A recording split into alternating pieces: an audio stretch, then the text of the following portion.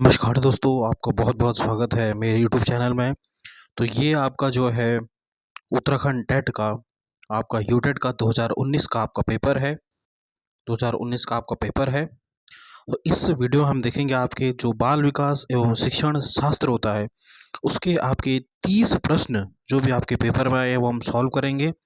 तो अगर आपको सेशन पसंद आ रहा है तो आपसे रिक्वेस्ट है कि चैनल को सब्सक्राइब ज़रूर करें और ज़्यादा से ज़्यादा शेयर करें। इस चैनल पे आपको यूटेट की तैयारी मैं कराऊँगा और आपकी जो है जितनी भी आपके पेडागोजी से रिलेटेड थ्योरी होगी वो भी इस वीडियो में आपकी कवर होगी। तो चलिए पहला प्रश्न देखते हैं आपका। पहला प्रश्न कह रहा है कि मनोविश्लेषणात्मक प्रणाली के जन्मदाता कौन है? यानी who is the father of psycho analytic system?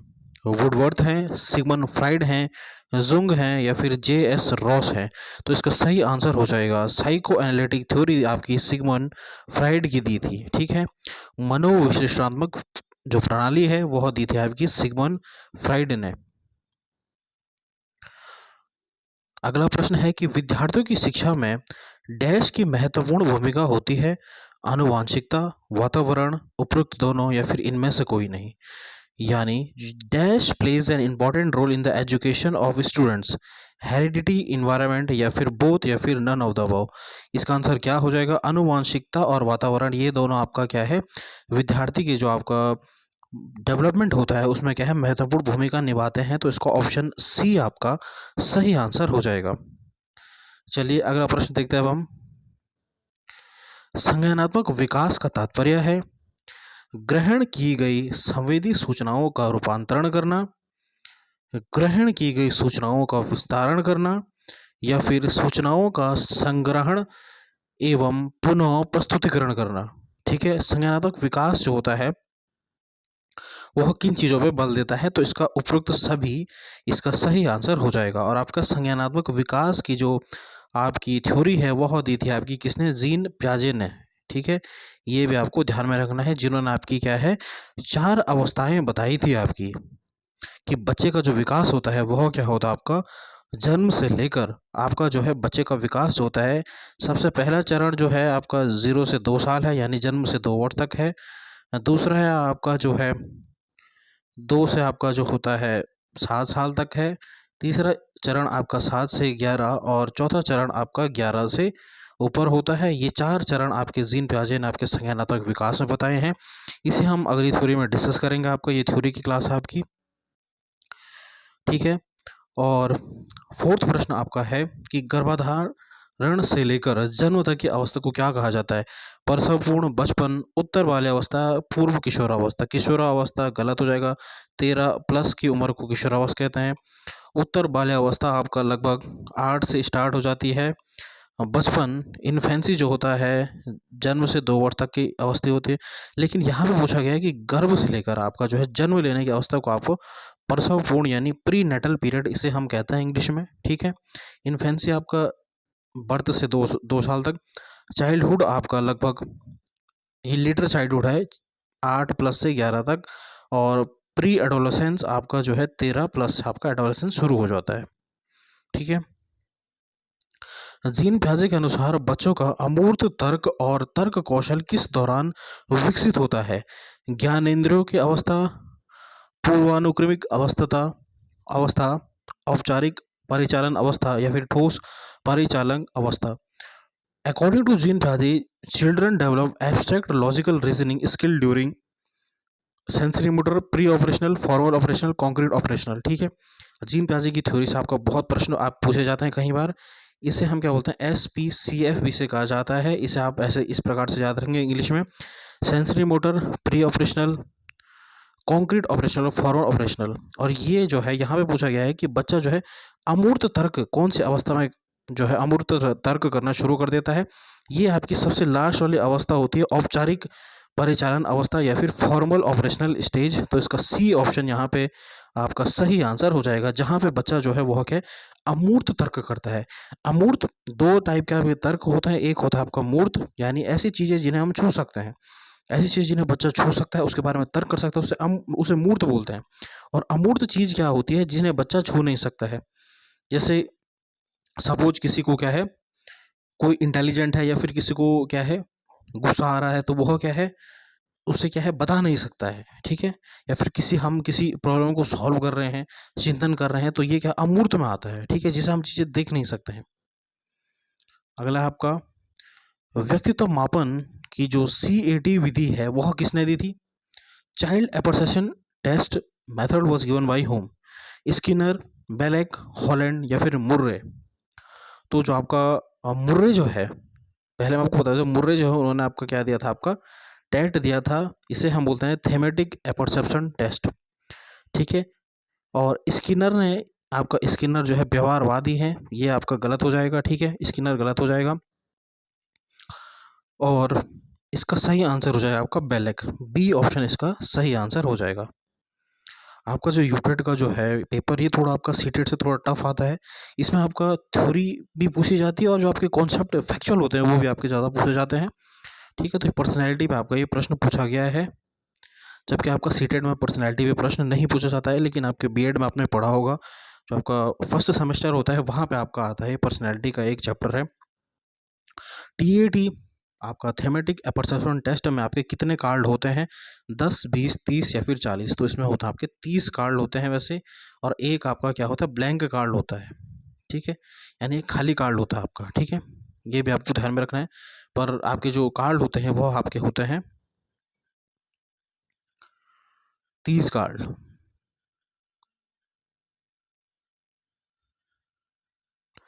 निम्नलिखित में से कौन सा वृद्धि और विकास का सिद्धांत नहीं है? Which of the following is not the principle of growth and development? ठीक है, वृद्धि और विकास का आपका डिफरेंस आपको पता होना चाहिए। ग्रोथ और डेवलपमेंट क्या होती है, इन दोनों में क्या आपकी भिन्नता होती है? तो व्यक्तित्व भिन्नता का सिद्धांत बिल्कुल सही है, क्योंकि हर व्यक्ति आपका क्या होता है अलग होता है, हर व्यक्ति में क्या है अलग अलग विभिन्नताएं होती हैं, ये सिद्धांत कहता है आपका। सेल्फ पेसिंग का सिद्धांत नहीं, ये गलत है आपका। निरंतरता कंटिन्यूटी का सिद्धांत बिल्कुल सही, और एक पर्टिकुलर पैटर्न को आपका फॉलो करता है। जो आपका विकास होता है वो क्या है, एक जन्म से मृत्यु तक चलने वाली एक प्रक्रिया होती है, ठीक है। बच्चा जब जन्म लेता है और जब तक वो मृत्यु नहीं होती है उसकी, तब तक उसका विकास होता रहता है।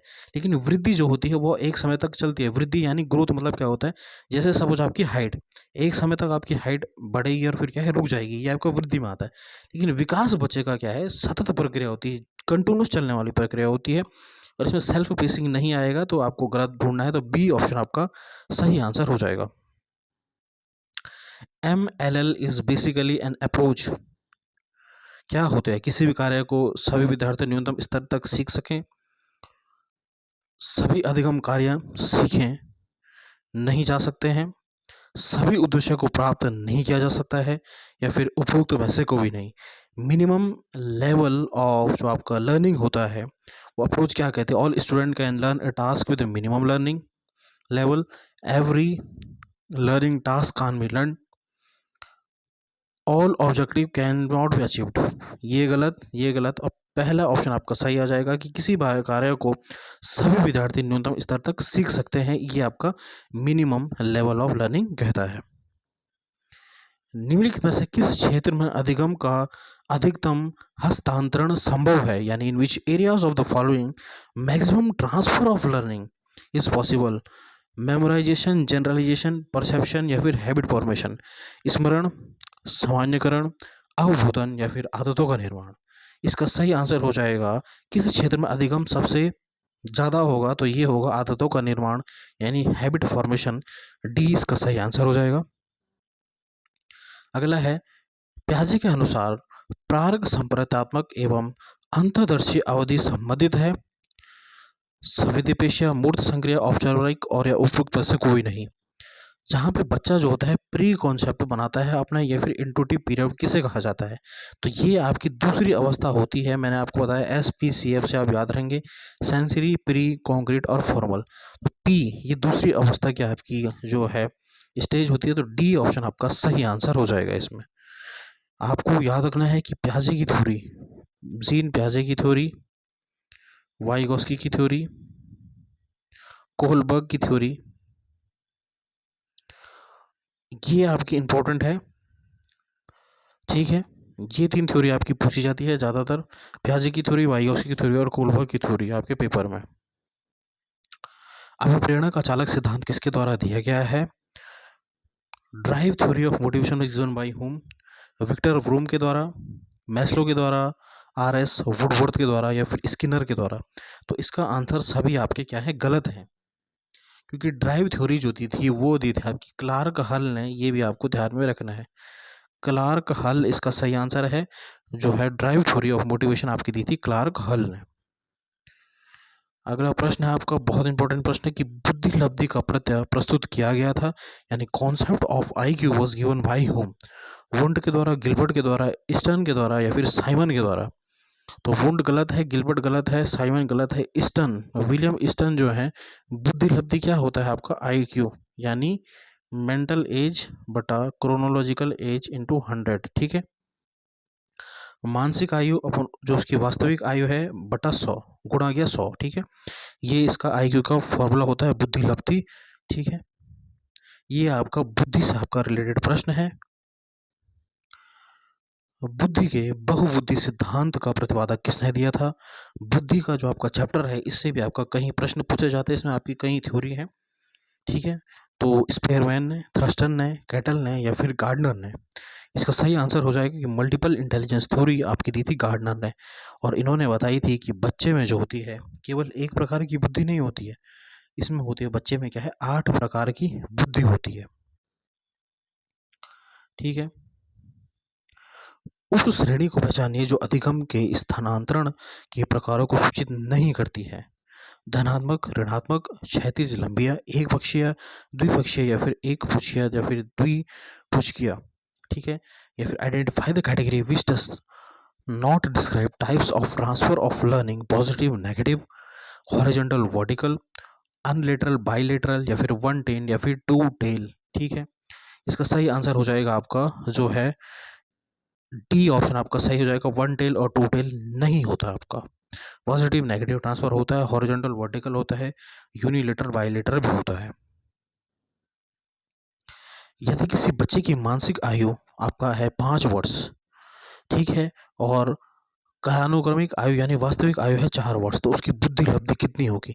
तो मैंने बोला मानसिक आयु बटा उसकी जो वास्तविक आयु है 4 गुणा गया 100, यानी मेंटल एज अपन क्रोनोलॉजिकल एज इंटू 100 बुद्धि लब्धि IQ का फॉर्मूला होता है। 4 से कटेगा, 4 दूनी 8 और पंजे, ठीक है।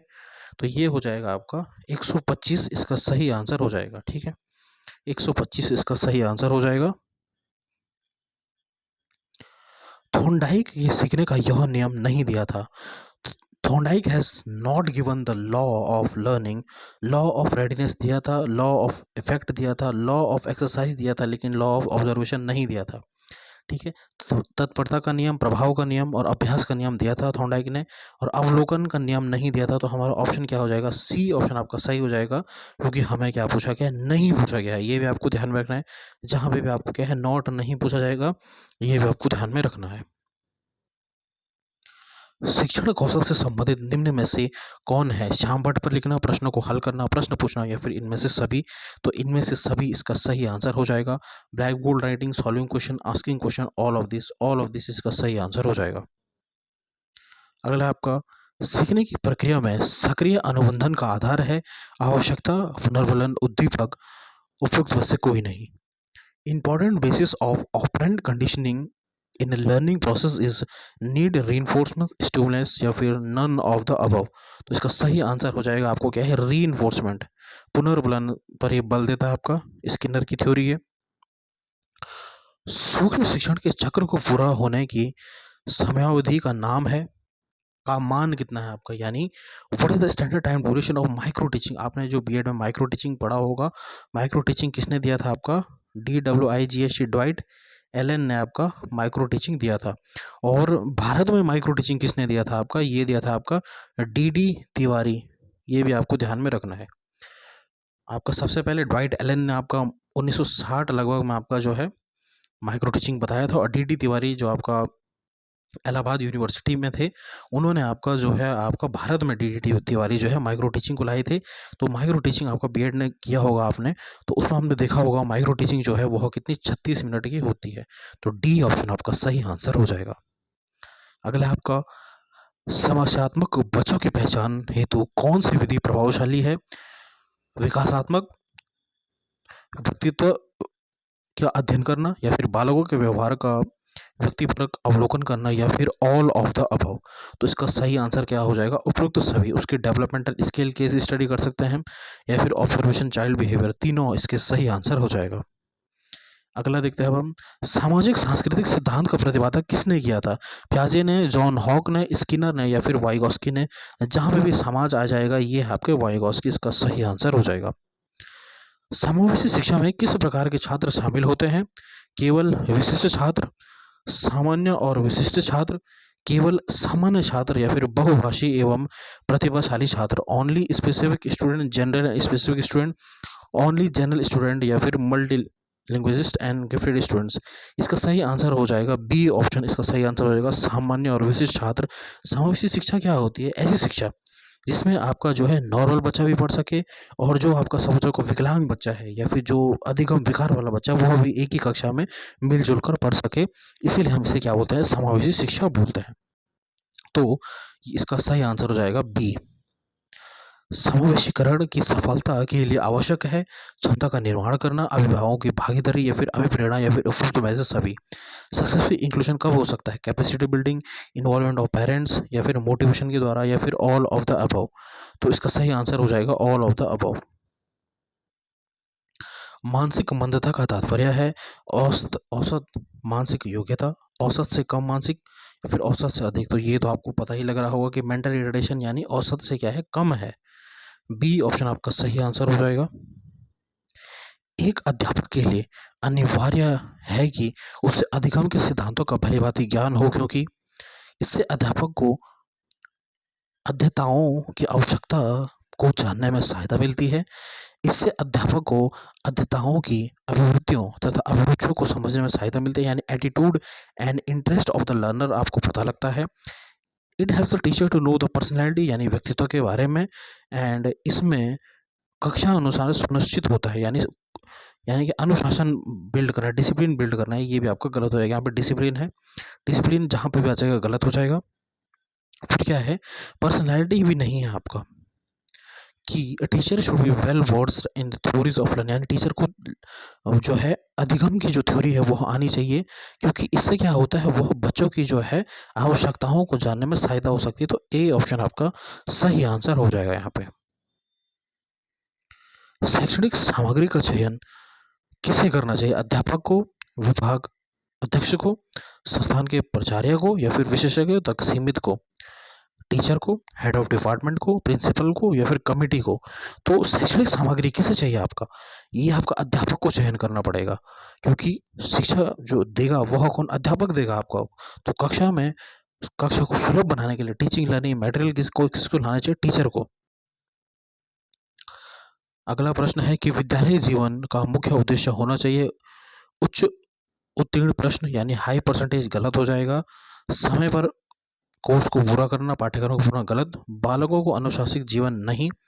इसका बी डी ऑप्शन आपका सही हो जाएगा कि acquisition of competency among children, यानी क्षमताओं का अर्जन आपका जो है विद्यालय जीवन का क्या होना चाहिए? उद्देश्य होना चाहिए।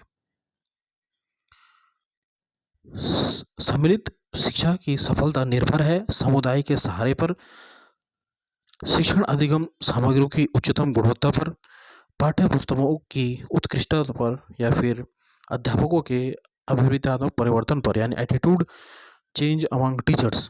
किस पे आपका डिपेंड होता है? जो सम्मिलित शिक्षा की सफलता निर्भर करती है ये आपके अभिभावकों के अभिवृत्त्यात्मक परिवर्तन पर निर्भर करती है, एटीट्यूड चेंज इन टीचर पे डिपेंड करती है। तो डी ऑप्शन आपका सही आंसर हो जाएगा। लास्ट और अंतिम प्रश्न आपका क्या कह रहा है कि बालिकाओं की शिक्षा की प्राथमिकता दी जानी चाहिए, कि बालिकाओं को जो है शिक्षा में प्राथमिकता क्यों देनी चाहिए? आपसे पूछा गया है कि लड़कियां लड़कों की अपेक्षा अधिक होशियार होती हैं, बिल्कुल गलत। लड़कियां संख्या में लड़कों से कम हैं, नहीं। भूतकाल में लड़कों की तुलना में लड़कियों के साथ भेदभाव किया गया, या फिर लड़कियां सामाजिक परिवर्तन का नेतृत्व करने में सक्षम होती हैं? तो ये भी आपका जेंडर बाइस हो जाएगा, यानी गलत हो जाएगा ये। तो इसका सी ऑप्शन सही हो जाएगा कि girls have been discriminated against the boys in the past. इसलिए क्या है? हमें क्या है? गर्ल्स को क्या है? एजुकेट करना है। तो ये आपके हैं 30 प्रश्न आपके जो 2019 का पेपर हुआ था, ऐसे ही एमसीक्यू आपको मिलते रहेंगे और हिंदी के, इंग्लिश के, आपके यूटेट की तैयारी के लिए ये चैनल आपके लिए बहुत हेल्पफुल है। तो सपोर्ट बनाए रखें, लाइक करें, कमेंट करें, शेयर करें और सब्सक्राइब ज़रूर करें चैनल को। धन्यवाद। जय हिंद।